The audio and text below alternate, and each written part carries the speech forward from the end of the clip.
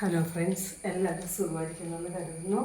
ഇന്ന് നമ്മൾ ചെയ്യാൻ പോകുന്നത് എന്താണെന്ന് അറിയോ? ഒരു ക്യാരറ്റും വെണ്ടയ്ക്കും കൂടി ഞാൻ തീ കത്തിച്ചിട്ടുണ്ട്. ഇത്തിരി എണ്ണ ഒഴിച്ചിട്ടുണ്ട് കേട്ടോ. എണ്ണ ആവശ്യത്തിനുള്ളത് ഒഴിച്ചിട്ടുണ്ട്. ഇത്തിരി മതി, നേരത്തെ അതിൻ്റെ അകത്തേക്ക് എണ്ണ ചൂടായി കഴിയുമ്പോൾ സവാള വേണം. സവാളയുണ്ട്,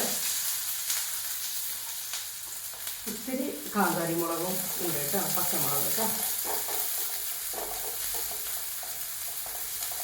അതൊന്ന് ചെറുതായിട്ട് ചൂടായിട്ട് വരുമ്പോൾ ഇത്തിരി മഞ്ഞൾപ്പൊടി ഇടുന്നുണ്ട്. മഞ്ഞൾപ്പൊടി ഇട്ട് കഴിഞ്ഞത് നൈസായിട്ട് അരിഞ്ഞ് വെച്ചിരിക്കുന്ന ഇത് കേട്ടോ, ക്യാരറ്റ് കേട്ടോ. ക്യാരറ്റ് വളരെ നൈസായിട്ട് അരിഞ്ഞ് വെച്ചിരിക്കുന്നത്. പിന്നെ എന്ന് വെച്ചിട്ടുണ്ടെങ്കിൽ ഇത് ചെരിച്ച് വെണ്ടയ്ക്ക ചെരിച്ചരിഞ്ഞിട്ടുണ്ട് കേട്ടോ. ഇങ്ങനെ അരിയുമ്പോൾ ഒരു ഗുണം എന്ന് വെച്ചിട്ടുണ്ടെങ്കിൽ ആ ഞോളപ്പ് അധികം ഉണ്ടാകത്തില്ല അതിൻ്റെ. ആദ്യം ക്യാരറ്റ് ഇതിൻ്റെ അകത്തേക്ക് ഇടുക. ക്യാരറ്റ് ഇട്ട് കഴിഞ്ഞ്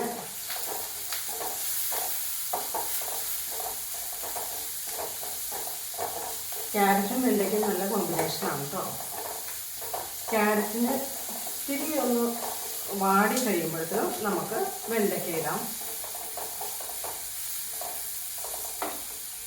വെണ്ടയ്ക്ക ഇടാം, അതൊന്ന് വാടിയിട്ടിടാം. അപ്പോഴത്തേന് ഞാൻ വേറൊരു കാര്യം കാണിച്ചു തരാം. ഇതേ ഈന്തപ്പഴം കണ്ടോ? ഈന്തപ്പഴം കഴുകി പാത്രത്തിൽ വെച്ചേക്കോട്ടെ. കഴുകി അതിൻ്റെ ഈന്തപ്പഴത്തിന് അഴുക്കുണ്ടാവും എന്തായാലും. കഴുകി ഒരു അരിപ്പ പാത്രത്തിൽ വെച്ചിട്ടുണ്ട്. ചില ഈന്തപ്പഴത്തിൻ്റെ അകത്ത് ആരെങ്കിലും നമ്മൾ ചിലപ്പോൾ ശ്രദ്ധിക്കാതെ കഴിക്കുവാണെങ്കിൽ അതിനുള്ളിൽ പുഴുണ്ട് കേട്ടോ. ഞാനത് കണ്ടത് കൊണ്ട് ഇപ്പം അങ്ങനെയൊക്കെ ചെയ്യുന്നത്. ഇപ്പോൾ ഇതൊന്ന് കഴുകി വൃത്തിയായി കഴിഞ്ഞിട്ട് അതിൻ്റെ തൊണ്ടൊന്ന് കളഞ്ഞിട്ട് കണ്ടോ, ഇതുപോലെ എടുക്കും.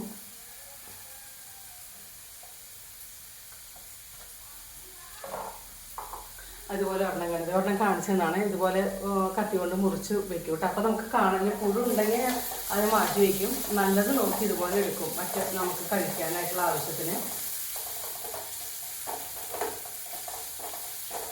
നമ്മുടെ ക്യാരറ്റ് നന്നായി വാടി കേട്ടോ. ഇത് വെണ്ടയ്ക്ക് ഇടുവാണേ.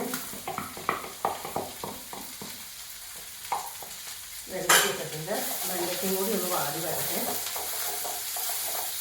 ഉപ്പ് ഞാൻ നേരത്തെ വെണ്ടയ്ക്കകത്തും ക്യാരറ്റിൻ്റെ അകത്ത് ഒത്തിരി ഉപ്പ് പൊടി ഇട്ടിട്ടുണ്ടായിരുന്നു കേട്ടോ, അരിഞ്ഞപ്പോൾ തന്നെ.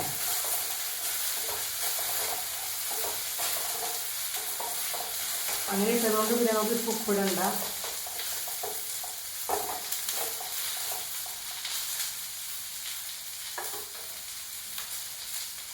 ആ സമയം കൊണ്ട് നമുക്ക് തന്നെ നോക്കിയേ, നമ്മുടെ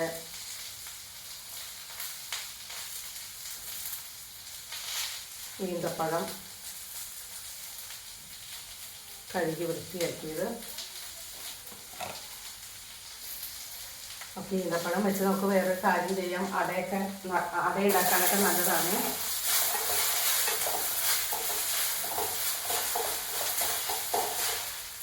അട ഉണ്ടാക്കാനൊക്കെ വളരെ നല്ലതാണ് ഈന്തപ്പഴം വെച്ച്.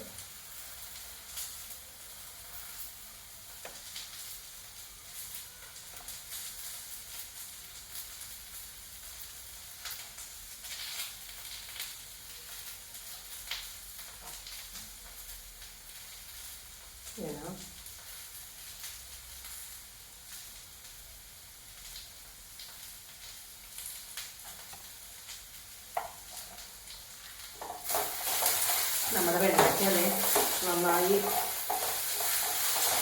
ശരിയായി വാടിയിട്ടുണ്ട്.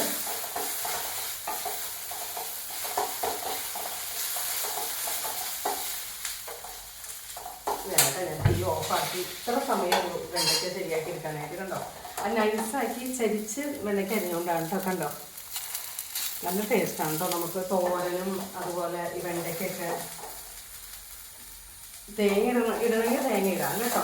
ഇതുപോലെ മെഴുക്ക് വരട്ടി പോലെ ഉണ്ടാക്കി കഴിക്കാനാണ് ഇഷ്ടമെങ്കിൽ അതുപോലെ ചെയ്യാം കേട്ടോ. രണ്ടും നല്ല കോമ്പിനേഷനാണ്. ഇപ്പോൾ ഞാൻ ഈന്തപ്പഴം കാണിച്ചു തരാൻ നോക്കി. ഇത് ബാക്കിയുള്ളതൊക്കെ ഞാൻ പതുക്കെ ഇരുന്നൊക്കെ അതൊന്ന് സമയം കണ്ട പോലെ റെഡിയാക്കി എടുക്കും. കണ്ടോ, നമുക്ക് കഴുകി വൃത്തിയായി ഇതുപോലെ എടുത്തു വെച്ചാൽ അതിൻ്റെ അകത്ത് നല്ലതുണ്ടെങ്കിലും ചീത്തയുണ്ടെങ്കിലും നമുക്ക് വേർതിരിച്ച് മാറ്റി വയ്ക്കാൻ പറ്റും. ഒരു കുപ്പിയിലാക്കി വെച്ചാൽ മതി ഫ്രിഡ്ജിൽ. ഇഷ്ടപ്പെട്ടെങ്കിൽ ലൈക്ക് ചെയ്യണം കേട്ടോ, സബ്സ്ക്രൈബ് ചെയ്യണേ. Okay, by.